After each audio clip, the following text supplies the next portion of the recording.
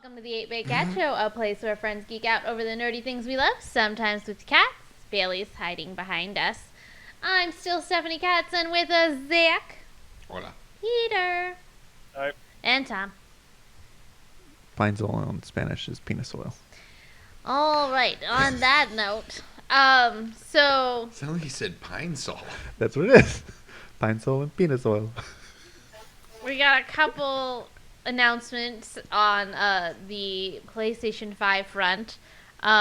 So before the new colors were announced, which include pink and blue, which I'm really excited about. And purple. Because I need a pink one. And purple, yes. Because I need a pink one. But right before that, the official third-party controllers were announced, and they are by Scuff. And they only range between $200 and $260. Oh, only? Only. What a fucking deal. Yeah, it makes me not want to buy it. I think the new PlayStation ones are supposed to be like 85. They're probably About the 70 average or for them. 75. No. But the reasons why these ones are so expensive is because they're the Scuff customizable ones with like the back paddles and the ones that you can like take apart and stuff. Gotcha.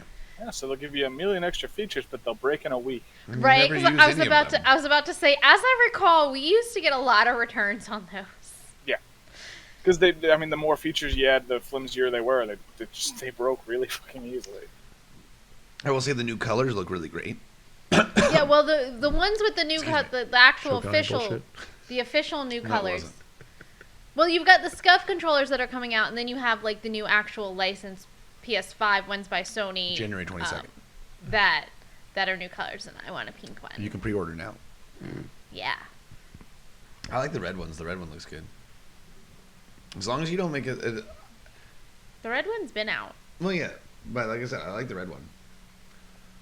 I don't know. I either like the white on the actual console itself, though, or the black. I don't know if we need to make the console pink. I didn't say I wanted a pink console. I said I wanted a pink controller. You kind of want a pink console, don't I? It's a lot of work. Oh, yeah, to pop off the outside covers. They can't be that hard to do. Well, I mean, Sony hasn't made official faceplates yet, so... They did. No, they didn't. They have They have faceplate a- covers. They have... They're trying to make unofficial ones. Yes. Well, they have faceplate covers. They were literally in the announcement with the controllers. Is it a separate announcement? It was in the announcement with the controllers that you can get the faceplates too. Or they're these faceplate covers. I didn't see that. Really? Yeah, I thought that's what you were. I thought that is what you would be more excited about.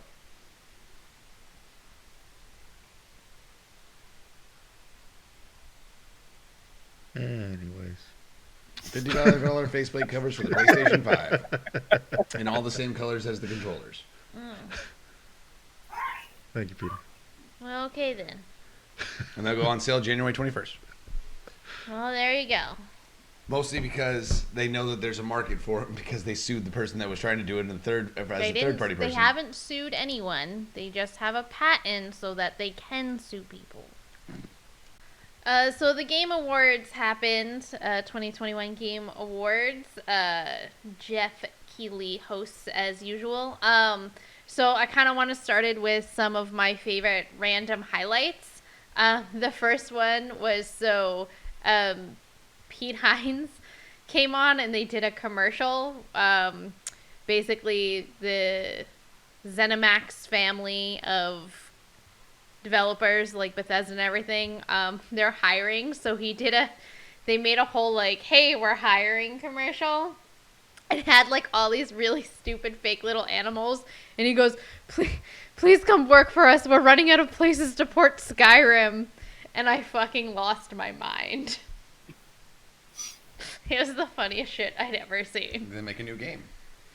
So that's my problem with that Well, one. that's why they're hiring people to make new games. Seems like a lot of people from Blizzard could go over there. Yeah.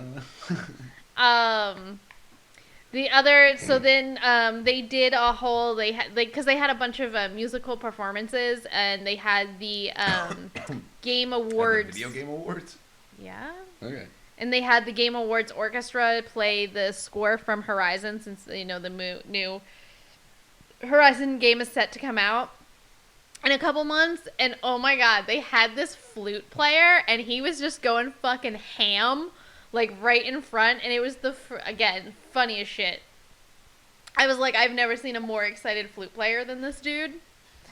And then they had a section where there's this, like, I think it's a mobile game. It's called Yeah, you never heard of Raid Shadow Legends? Raid Shadow Legends. You never played a mobile game and gotten that advertisement every 30 seconds? No, I don't play mobile games like you do. You also don't have ad blocker on YouTube, and you haven't heard about Raid Shadow Legends? Not until it was explained to me by Jeff Goldblum. No, see, that actually might be funny. It was pretty funny. I've heard the game is actually really shitty. Like, Oh, it's is not it? even good at Oh, the all. game seems fucking stupid. Yeah. Yeah, it's just... But people play it because they've thrown so much money at advertising. They have, like, legitimate, like, again, like Jeff Goldblum, he's not the first celebrity that's actually gotten involved with advertising that game. Yeah. And that's kind of sad, honestly. And then the last random highlight that I have is Keanu Reeves and Carrie-Anne Moss came out to show the special trailer for Matrix Resurrections. Oh, there's another trailer for it now, too? Yeah, Did it give us anything new? You didn't watch it? I did. You don't remember?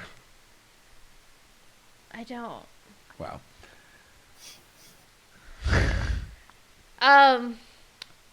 Yes. And then they also talked about this Matrix experience, but I'll get to that in a minute.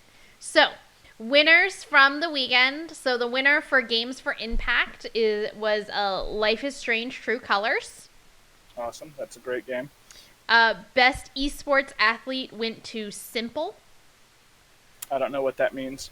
It's the, like, his Gamer tag? yeah. Can't they give him, like, a real fucking name? I knew That's- he's getting an award. That's the name he goes by. Like, Miley Cyrus's name isn't actually Miley, but that's what she goes by.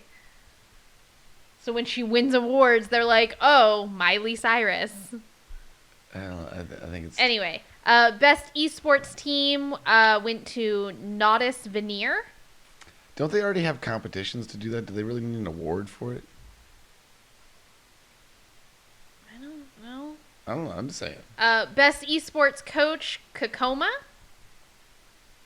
Best esports event went to the 2021 League of Legends World Championship. I mean, that's always a pretty interesting thing. Even if you don't even really watch a lot of video games, it's pretty intense competition. Best audio design went to Forza Horizon 5. I'm assuming that's just for, like, basically soundtrack. It's all audio in any game. Yeah, like the score, the I was saying, soundtrack, the Forza's sound really- effects. Like I Like said, Forza's the known whole- a lot for their the whole especially audio the Horizon, experience. especially Horizon for their soundtracks. If there was sound in it, it counts. Best independent game, Kenna Bridge of Spirits. I've still been meaning to pick that up because it looked really, really amazing, and I believe a physical edition is out or coming out soon. Best indie debut game also went to Kenna Bridge of Spirits.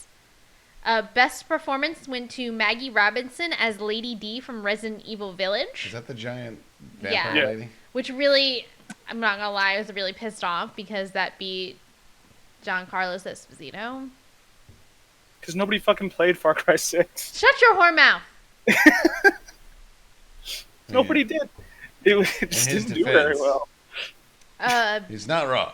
Best action game went to Returnal, or best action, rather, went to Returnal. Okay. Best art direction, Deathloop. Okay. Player's voice went to Halo Infinite. What does that category even mean? Player's voice, it's basically player's choice. Like, that's the game Oh, they okay. voted on. It wasn't the awards like just a few days ago. It was like 4 days ago. It aired the day after Halo launched. Like, Halo came out on the 8th, and I believe this aired on the 9th. Oh, that almost feels on purpose. Because of course people are going to be crazy fucking hyped about Halo Infinite right after. Oh my it god! releases. So I don't remember which one he presented. I don't think it was Player's Voice, but Sean Combs. the guy from Shang-Chi. Okay. The main guy, it's Sean something, and I can't think of his last I name have right no now. idea. But when he presented the award for something, he was pretending to like watch a Twitch streamer on his phone. He's like, "Yeah, man, you guys know Halo came out, and like it's sitting right now in my console, waiting to be played." And it was this whole bit, and it was just really funny. Best RPG went to Tales of Arise. Woo woo! That makes sense. Just scream. Best score in music, Near Replicant. Still makes sense. Content Creator of the Year, Dream. I don't know who the fuck that is. Content Creator. Best Of the year, apparently. Best multiplayer game, It Takes Two. Which I have heard phenomenal things about. Did you play It's that a one, really Tom? good game. Let's see. Everybody likes it. Tom Peter says it's good. Best mobile game, Genshin Impact. I haven't played that one. Best narrative, Marvel's Guardians of the Galaxy. Now I really want to play. Now I really need to actually start playing that game. Guardians is fucking great too. I really enjoyed that one. I'm sure you'll be happy about this, Peter. Best action adventure went to Metroid Dread. I mean, it deserves it. Best ongoing game and best community support went to Final Fantasy XIV. That also very much deserves it. Award for innovation and accessibility, Forza Horizon 5. Never been a big Forza fan, but that sounds about right. Forza 5 also won best sport racing. I mean, it either goes to Forza or Forza Horizon. I don't know, pretty much every year. Depending on which one they put out that year, whether it's a regular Forza game or the Forza Horizon game. Best game direction, Deathloop. Best esports, League of Legends. Best family game, It Takes Two. Is the esports one always throws me? Is it just what was popular that year? I always assumed it's like this has to be something that released that year. And League of Legends has been out for a fucking while. I, sir, cannot tell you how is determined. I can, however, tell you that the best fighting game went to Guilty Gear Strive. Did any other fighting game even release this year? Yeah, there was a list, but I didn't write down all the nominees. I only wrote down the winners. Best Sim Strategy, Age of Empires 4. That's fair. Best VR/AR, Resident Evil 4 VR. I bet that's scary as hell. Most anticipated for the second year in a row went to Elden Ring. Well, that's just dumb because it still hadn't come out. And Game of the Year went to It Takes Two. I had literally not even heard of that game. It Game looks of the year. it's a really cute little cooperative game. The story is about basically this family. The parents are like talking about getting a divorce, and the daughter's having like a hard time coping, and somehow through this spell, the parents get turned into little dolls, and so it's you and another person cooperatively playing to figure out all these puzzles and like rediscover your love for one another. Huh. Does that basically sum it up? Pretty much. But it was just also like, I really wouldn't expected that to be Game of the Year. But I guess there really hasn't been a whole lot released this year, has there? Again, I did not write down the other nominees, but It's not that. It's just like, yeah, there really hasn't been a whole lot that came out this year, and I guess that's what they think is the best of them.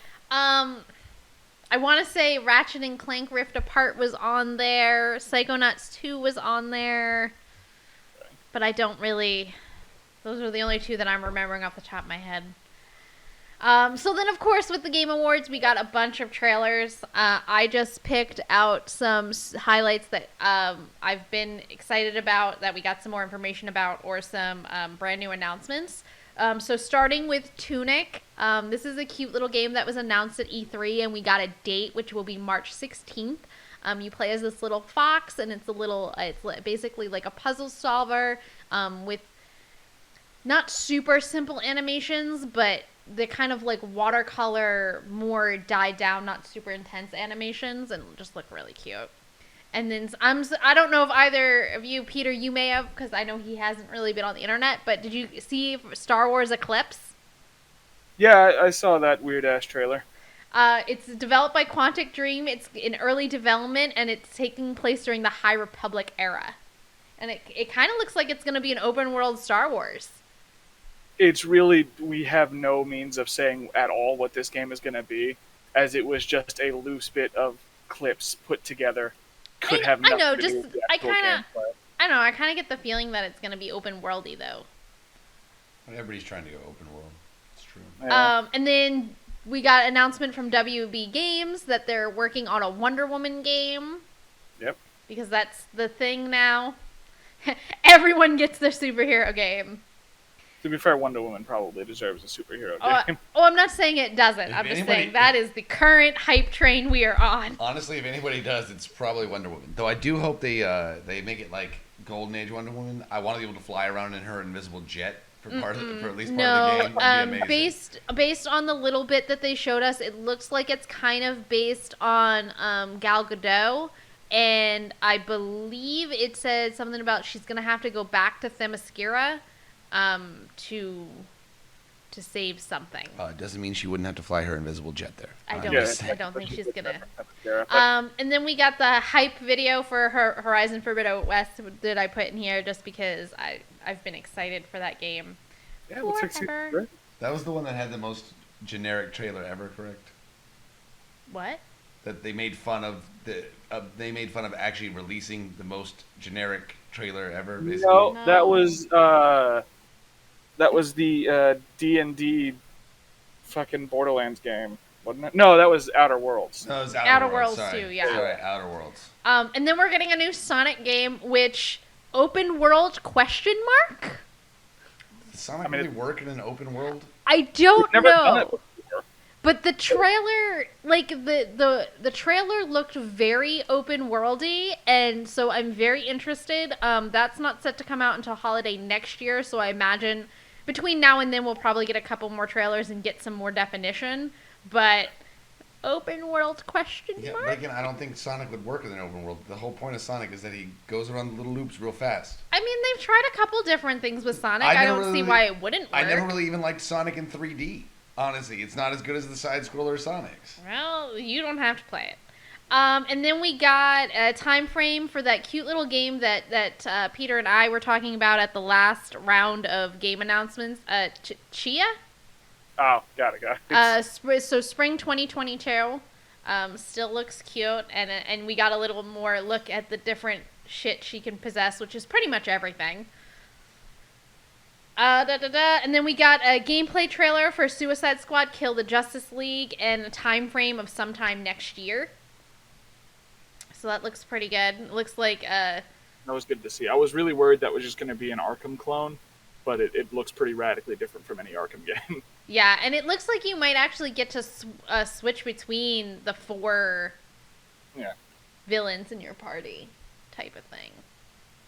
And then we got a date for Forspoken, May 24th. I am super pumped for this game. We got a little more of the story elements into it, so I'm really kind of interested into where this is, where it's going. I'm excited. I don't remember speaking about this game at all. It's okay. We brought it up at, I think it was E3 when we talked about that. And it's something it was mostly me and Stephanie who were excited. Yeah. Something that you two, Tom and Zach, might be excited for. Dune Spice Wars. It's going to be in early access next year on Steam. Yeah, Did we see anything what the game is? Yeah, what is that game going to be? It's an excellent question, and I have no answers for you. Okay. The trailer... If it's just like a fucking, basically an RPG game where you, not even RPG, like, I guess RPG. I want like an Age of Empires thing where you're literally just doing spice mining on the surface of Arrakis, and you don't actually have to there's no fighting. I want it to be like the stupidest game ever. So the trailer opened up, and the only reason that I knew it was Dune off the bat is because I heard something about House Atreides, and it was basically kind of like a bunch of lines from the movie kind of over one another.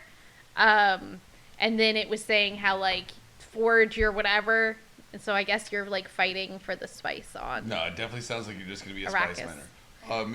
Make sure you maintain your carryalls and your ornithopters. There were ornithopters in the trailer. That's pretty cool. It's probably going to be an RTS. Yeah. Oh, I guarantee it's gonna be an RTS. But I thought I wrote that They're gonna do down. the whole God hand thing there. Oh, it also says in the description of the video that it's going to be an RTS. Oh, there so you that go. helps. I didn't Thanks for look up that. any descriptions. I just watched and wrote down interesting things. Yeah, like I said, making it an RTS makes a lot of sense. And then of course we got another look gonna at be terrible, but- Tiny Tina's Wonderlands, and I am excited to say that Will Arnett plays the villain. That's a good choice. That's a good choice. Will Arnett and Ashley Birch came on to present the game, and their banter was hilarious. And Will Arnett just being classic Will Arnett, and it was pretty funny. So That's Lego Batman himself. I'm Guys. again pumped for this game. What are you gonna do?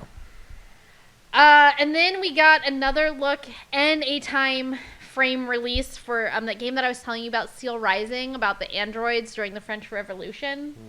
It did seem weird, yeah. Yeah, so that we got a better look at that, and that's coming out June 2022. So I'm excited for that. We get another trailer for Elden Ring, or they just show the same one again? We got more story elements for Elden Ring. So we kind of got like a little better look of the like what happened before. I'm sure it'll be like a big open cinematic thing, but kind of give you a little more look into like the before times, I guess. And then going back to Keanu Reeves and Carrie Ann Moss, when they came to present the Resurrections trailer, they also announced that you can download this now, available now for PS5 and Xbox Series X and S, the Unreal Engine 5 Matrix experience for The Matrix Awakens. Basically, like, it looked like you were replaying through the big moments in the first movie. It looked pretty cool.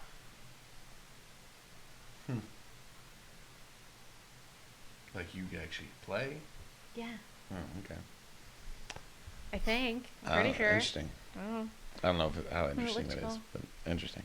So that It probably wraps- looks better than the Whoa, CGI right, in the right. original Matrix movie. There is one more game that was announced on that I've been real excited about. Oh, yes, go ahead, sorry. It's a sequel to one of my favorite RTSs of all time. They finally announced Homeworld 3, which is a sci-fi RTS that takes place entirely with like space dogfight combat. The reason I always loved this game is because it's one of the few RTSs you can actually play that truly takes place on like a 3D plane. It's not like the old like Empire at War where you can do the space dogfights, but you're still on a flat surface and just kind of chasing each other in circles. It's also really complex and hard, but I'm very excited they finally announced that one. Yay! Was there anything else that caught your attention? No, that was it. That was the one. That was all I gave a shit about. So Homeworld when you Three- did mention, and like, that- oh, I need to know, this needs to be mentioned. and that was announced, I think, pretty early on, wasn't it? Yes. Yeah, I had And no it's- idea They what- haven't given a date, but it's the like fourth quarter next year. Yeah, I had no idea what that was, so that's why it wasn't on my list. Considering it's been over like a decade since the You last game should line. actually be proud of me, because I had like 10 more games on my list, and I just was like, you know what? Let me just go in for the big ones. So, Were those games that you were still excited about? I don't remember, so it doesn't matter. Oh my god. Wow. Zachary played the Halo campaign, and Tom Alrighty, sort of goddamn. watched it. So, you want to tell us about some Halo single players? Ouches. It looked cool. Thanks, Tom, for your contribution. I agree. It looked cool. It honestly, it looks really good. I mean, if it didn't, it'd be extremely disappointing. But it does look really good. The lighting's great. The sound's great. The soundtrack's still fantastic as always. Some of the cinematics have been really good. I'm still really pissed that you can't go back and replay missions right now. That's annoying the shit out of me. But They're working on it. I know, but it still pisses me off. I can't blame them. Because I didn't know, because they also didn't tell me that there was a skull in the first two levels, and I didn't look for them as hard as I should have. Annoyed. Well, I mean, I'm pretty sure you can go back and still do all that. You side literally stuff. cannot. you can't go back into the You building. cannot go into the first level. The first level and the second level are unplayable again. Yeah. And then the third mission after you finish it, you can't go back into the building that you're at the top of. So if you missed anything at the top of that building, it's gone. Oh, it's all loading screens, isn't it? It's not like every time you go into a cutscene, it's a loading. No.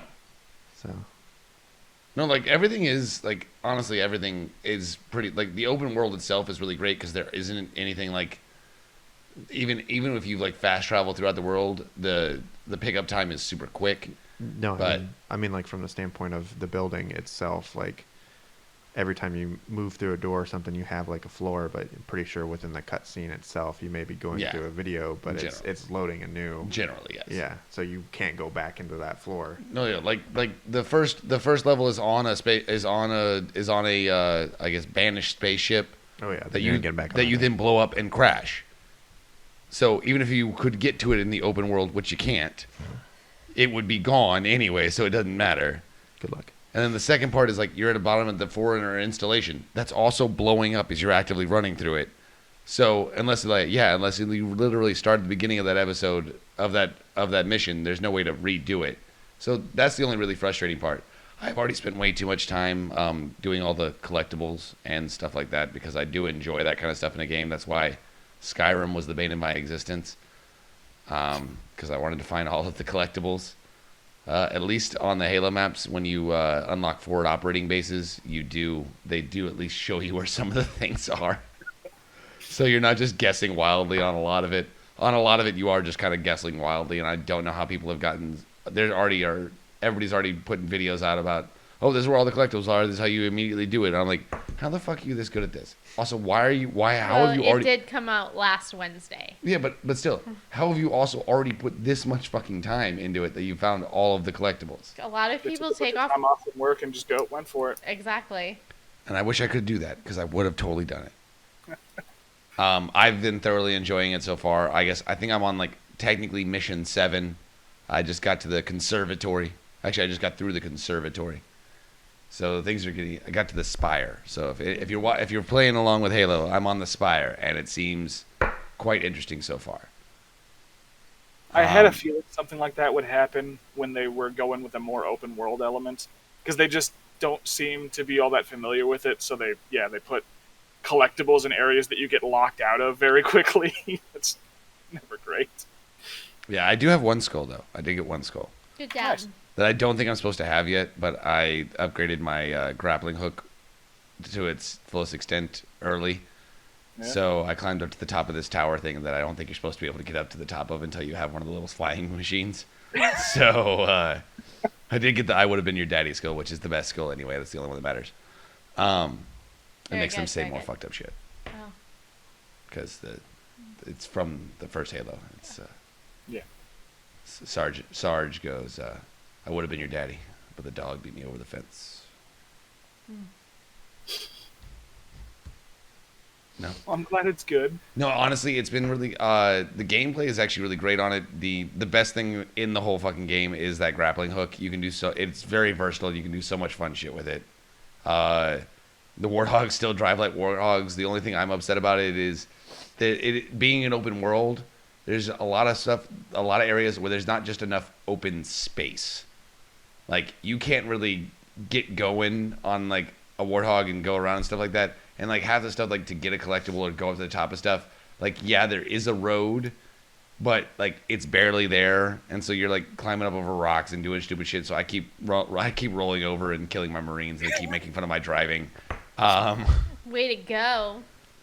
Though there are a lot of fun stuff if you do upgrade stuff early. You can start giving all your Marines rocket launchers and loading them back of a Razorback, and then you just take out forward operating bases like nobody's business. You just walk in, there's 6 Marines shooting out of the back of your Razorback shooting rocket launchers. You're like, well, I didn't even have to get out of my car. All right. Get out. We'll push the button. Loaded that one up. Okay. The thing you said you can't bring Marines on missions with you. It goes into a cutscene, and they all you go back to Lone Master Chief by yourself, Lone Gunman. I'm like, Boo. because I spent like 15 minutes trying to get them all the best guns and loaded them all up, and I'm like, all right, let's go to the next mission finally. I'll do it. And it's like cutscene. I'm like, where the fuck did my car go? They're all gone. This is fucking bullshit. Oh, poor baby. It was stupid. But I'm excited to see where it goes. It seems like it's got some interesting places that it's going to go. I just started getting to some of the harder enemies, and it's going to be. I'm intrigued what they're doing with some of these things. It's weird because they don't have drones anymore, like the buggy things, but they got like these weird robot buggy things, and it's freaking me out. Skimmers, I think they're calling them. Robot monkey octopus was the other option apparently that the AI gave you to call them, and so yeah, you guys decided with skimmers. I don't know. What are you gonna do? I don't know. We froze. Did we freeze? Hey, we're There back. we go. Yeah. Anything else on Halo you want to mention? Don't spoil it for me. All right. I haven't finished it. Extra bits will be up on Sunday. Don't forget to like and subscribe. Go check us out on Patreon, Facebook, and Instagram at 8BitCats. And until next time, geek out, be fabulous, have fun! Bye. See ya.